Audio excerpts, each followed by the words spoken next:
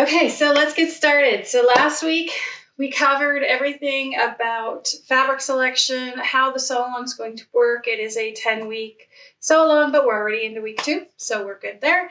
And this week we're going to do our very first block, which in the Dutch Wonderland quilt is a large block. It is a 24-inch block. It is the center of our quilt, which I've got the 24-inch one sewn here. The cutting list I gave you last week had the cutting for both 24-inch, which is this, or 12-inch, which will be the size of all the other blocks we're doing in the sew along. Let me know which way you guys are going. If you're going to do the whole Dutch Wonderland quilt, or if you are just doing this as tutorials week to week. I've got everything planned out. The cutting list for next week has already posted in the group, so you can download that for next week. Just a caveat, as I was cutting the project this week, I realized that when we're cutting with rulers, we cut differently than when we cut the traditional way. If you want to wait and see how our cutting goes in the video before you cut your block for the following week, that would probably be a good idea if you're not sure which technique you want to use. Some of the cutting lists do have the cutting for ruler versus traditional. Traditional is how the pattern is written. So just wanted to clarify that and let you know that. Last week we had, I had said if you posted your fabrics for the sew along into the group, we would be doing a giveaway. We're doing a giveaway every week.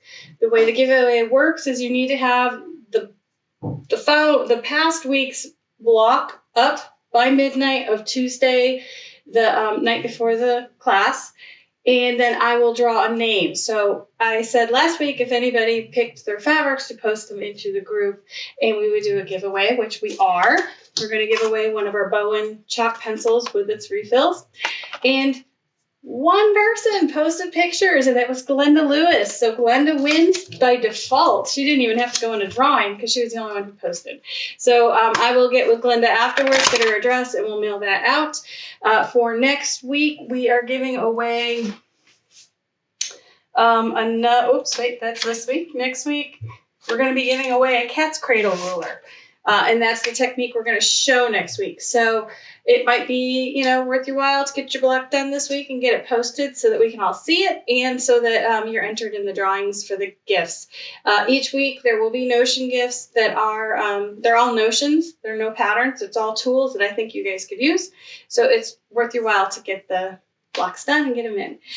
So on to the class. So for today, I'm going to walk through how I put this together with the parts for the 12-inch block, because we already have the 24-inch block up here.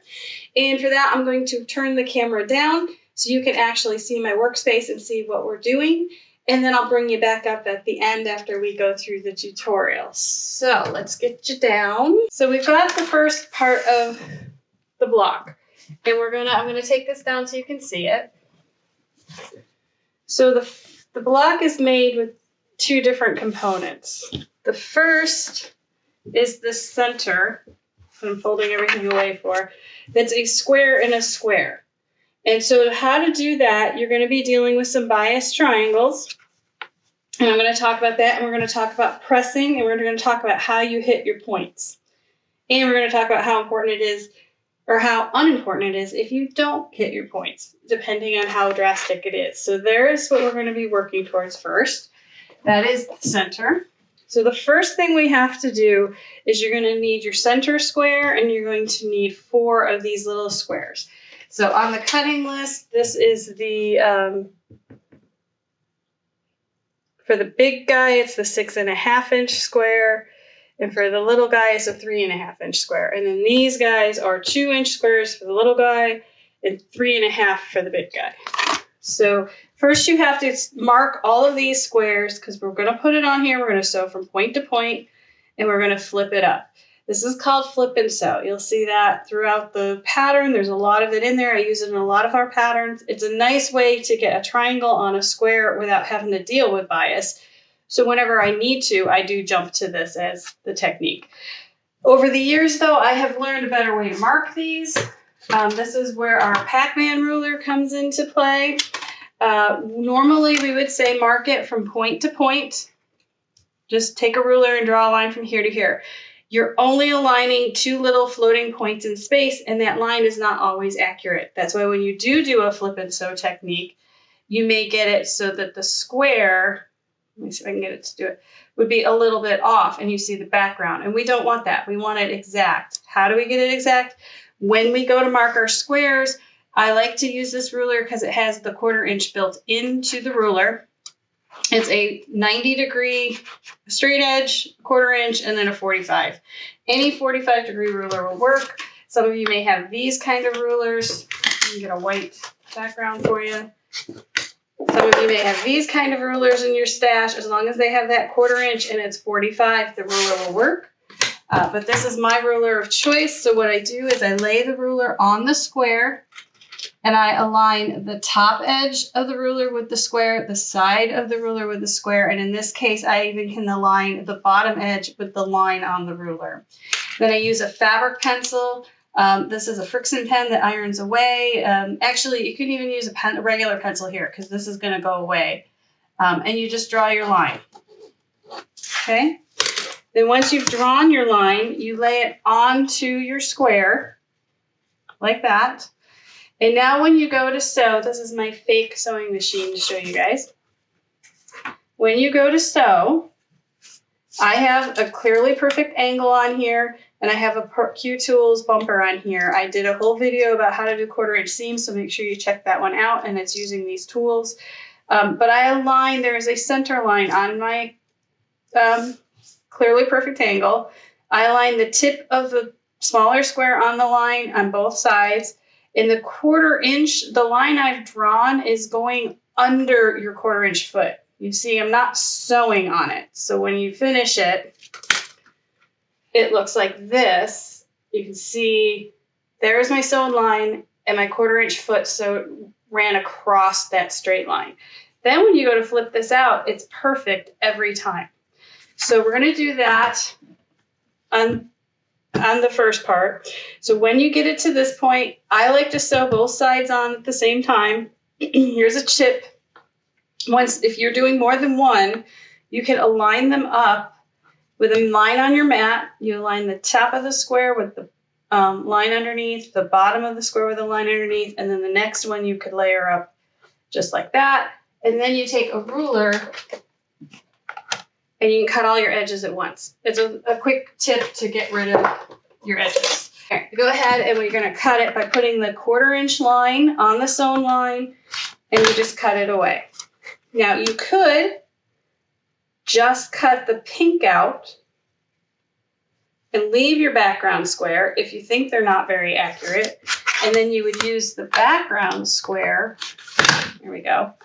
When you press this, you would use the background square as your guide when you sew it to the next block. Or if you don't want the bulk in, you just cut it out, but just flip it open first. Make sure it looks good.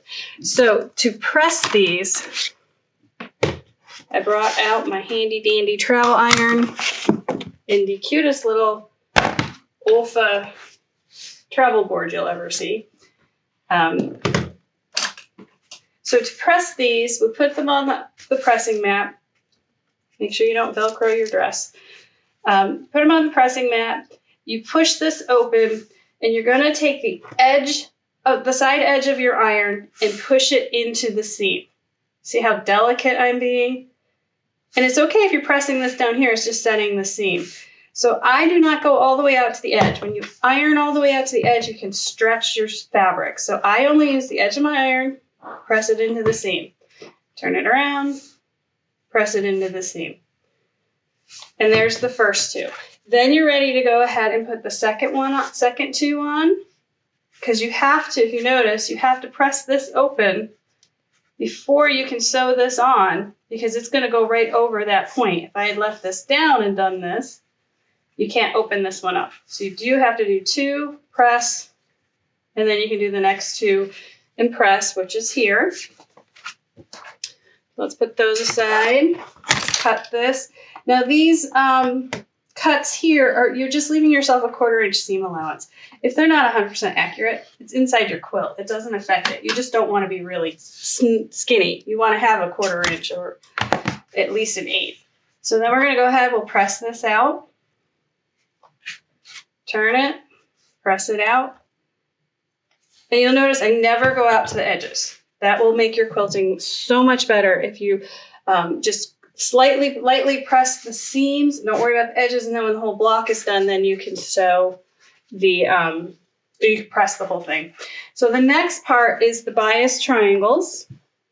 And oh, I wanted to show you this while I'm digging out triangles for you. I went through when I cut, I put them in bags and I marked them as week 2, block 1, so that I can stay organized, and that's a good tip for you guys to stay organized. So the next step is to put these 4 guys on here. And now we have bias triangles. These were the 4 1/4 inch squares that were like this.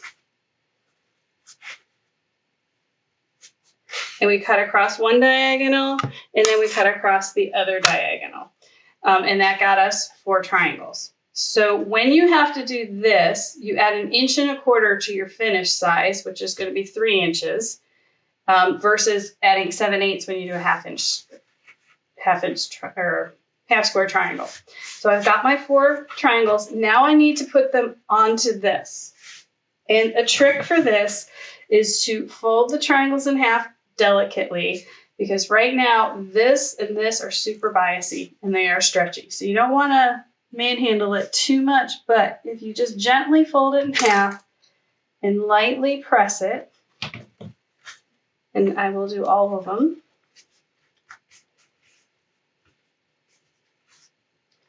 So you can see what we're doing here.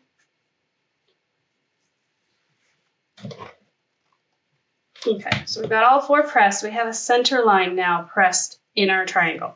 So when you do this, you will need this center line to be right there at that V. And another thing to look for is from this cream triangle point to the side, you need a 1/4 inch seam allowance.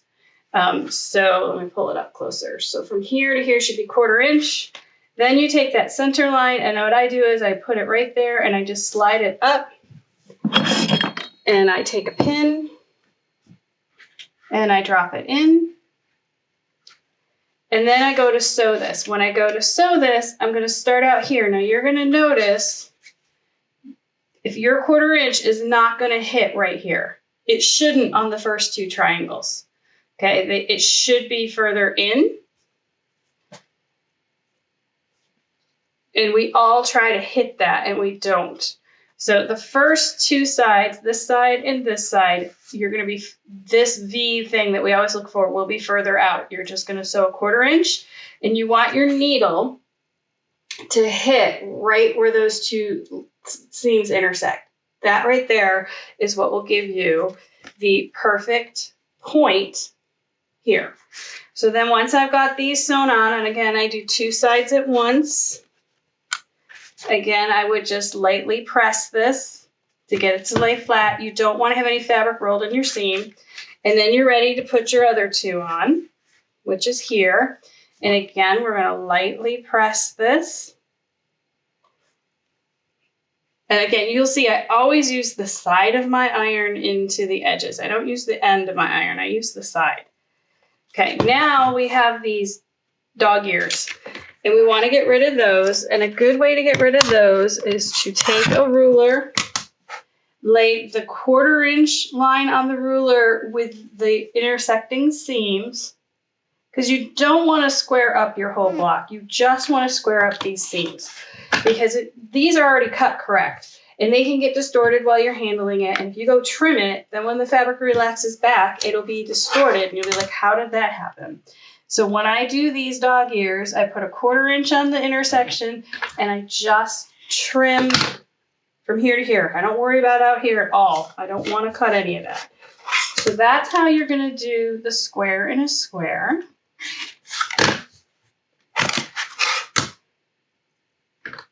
trim those up. See here, you can see it sticks out here and here. I'm not worrying about that. I'm only worrying about right here. So there's that. Then you're just going to repeat what we just did with the larger purple triangles, and that will get you the center, which is, move my iron out of the way, move the junk out of the way, which is this on the big guy. So now what we've got to do are our flying geese units. They look like flying geese. They're actually made with half square triangles and then a flip and sew. So that is the block we're making. So we'll just lay this aside. So we've got that, we've got that, we've got that. So now we're going to sew these other units. Now this is where another technique for how to cut half square triangles. So first I'm going to show you the traditional way, then I'll show you the ruler way. And I go back and forth depending on how many of these I need. In this case, we only need to make 8 of these. So the traditional method works just fine. But I do use my ruler to mark these. And how I do it is the same way I'm doing the flip and sew. I line the side, the edge, and I mark, and you only have to mark one of your 2 sides. You'll see I have them layered up. I have the black and the orange together. Then I'm going to flip this around and mark the other side. Now what I've got on my half square, oh, and the other thing is there's this dotted 1/4 inch line. I make sure that 1/4 inch line lines up with the 2 corners of my square as well as the edge of the ruler. So I'm aligning here, and I'm making sure that dotted line goes all the way through. And I draw my line. Now what I have, you can see I didn't do that one right. Let me get it right. Because see, I didn't have the dotted line on the diagonal as well as lined out there.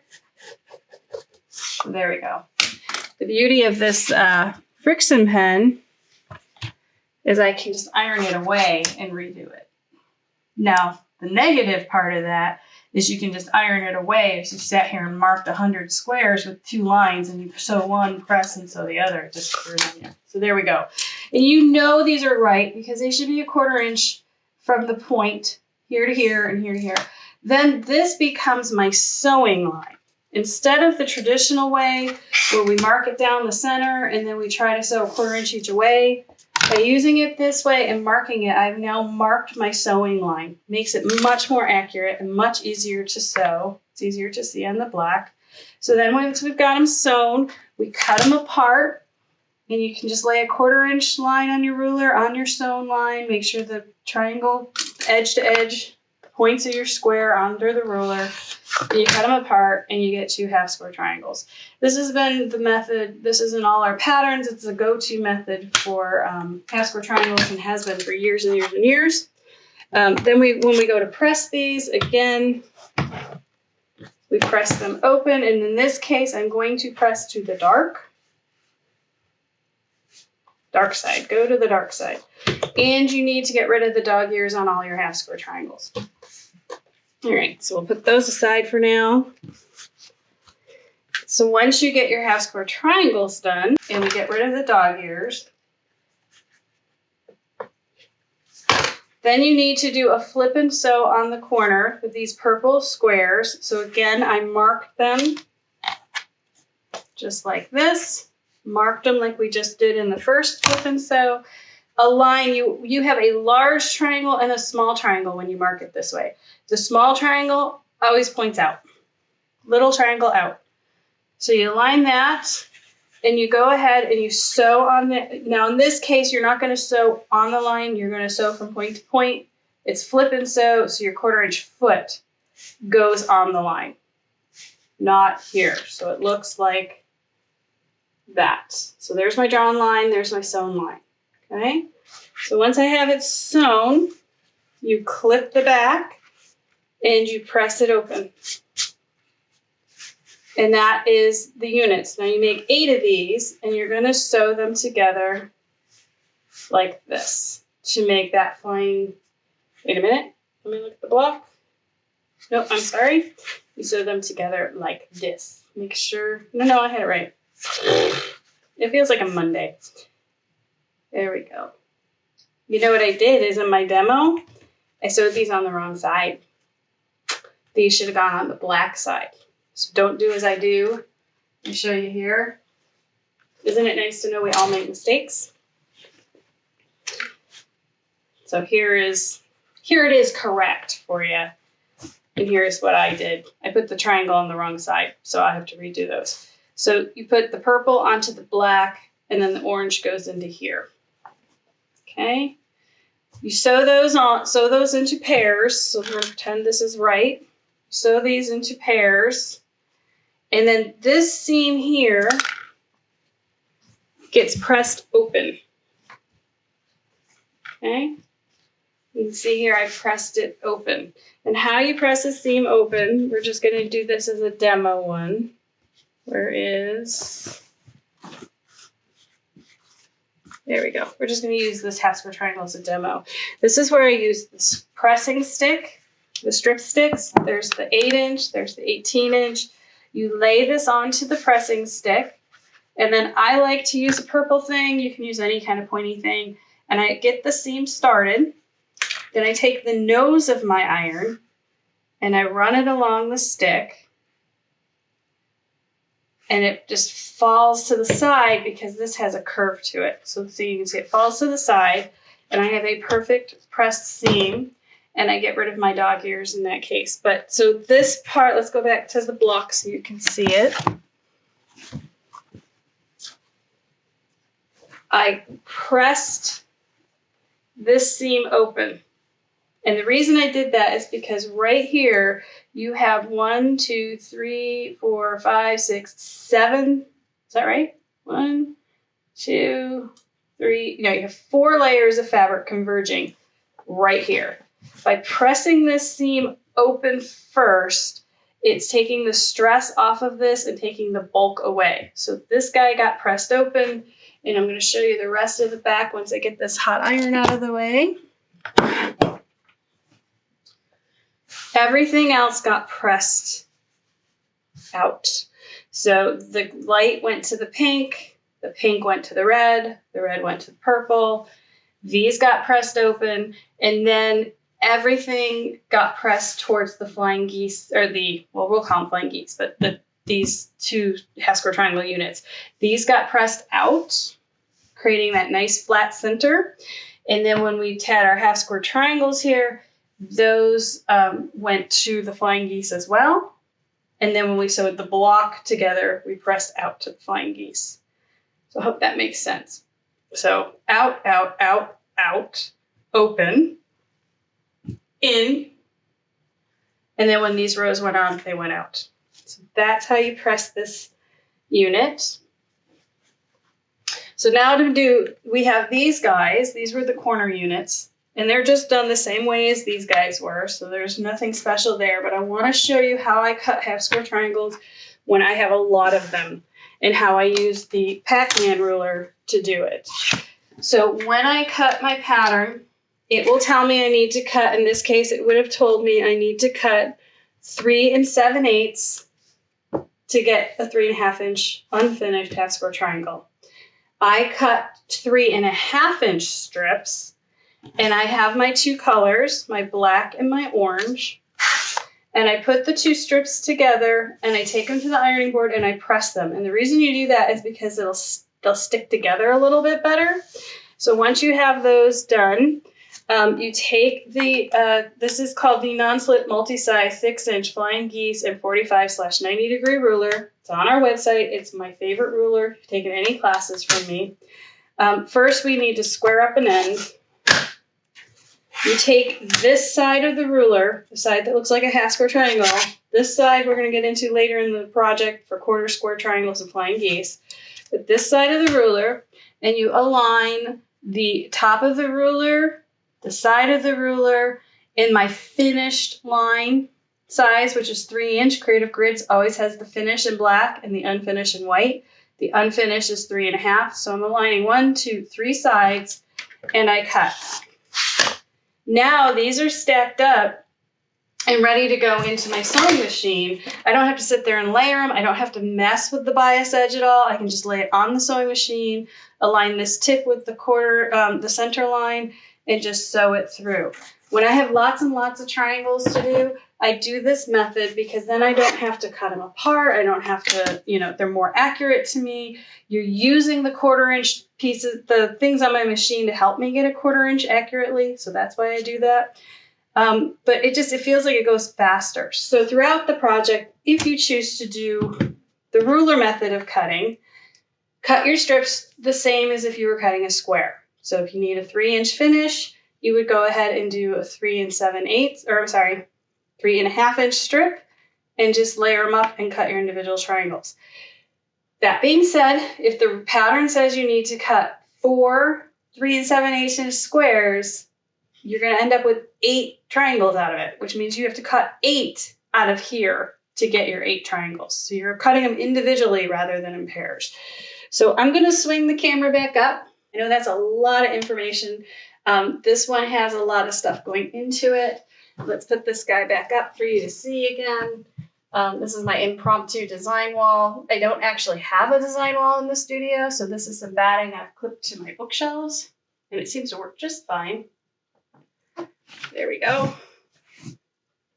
So for next week, try to do 1 block, get it posted into the Facebook group, Heidi's Quilting Help Desk.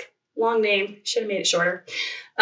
Once you get the picture up, you're entered into the drawing for the notions for next week. And I'm really excited to see what people are doing with this. And let me know in the comments below or in the group, which way are you going? Are you doing all 12-inch blocks and you're going to do one of our alternate settings that I'm going to design between now and the end of the thing? Or are you doing the whole quilt, the Dutch Wonderland quilt? Again, they're both, either way, I don't think you can go wrong. But I'd love to know how people are using this sew along so I can judge for the next sew along. And is there any questions today? Oh, hello to all these people. You guys are so sweet. I do have to say it has been amazing, the support in the, this is my social interaction. We are in Arizona. We are being very, very careful here. And I look forward to seeing you guys every week and doing this with you. So I foresee more of these in the future. Just let me know below if you like them. And I think that is everything. Next week, we're going to go over the Piste Borders that go onto this guy. Again, I said at the beginning, it's a 24-inch block, so you can do the 2 Piste Borders and you'll end up with a 36-inch wall hanging, or you can do the 12-inch, and these are going to be 3-inch units, so you can actually create another 12-inch block, which I may put together to show you. So next week is Cat's Cradles, and we're going to be going over more about half-square triangles, some other different ways you can do it, paper, other ways to cut them, other ways to mark them. So I hope to see you next week. And I think that's the end of our live cast for week 2 of the Dutch Wonderland. Thank you for watching, and I'll see you next week. I hope you've enjoyed this video, and if you have, make sure you like and subscribe below. You can find the Whimsical Workshop on our website, thewhimsicalworkshop.com, and that has all links to all of our other social media platforms. Thanks for joining us.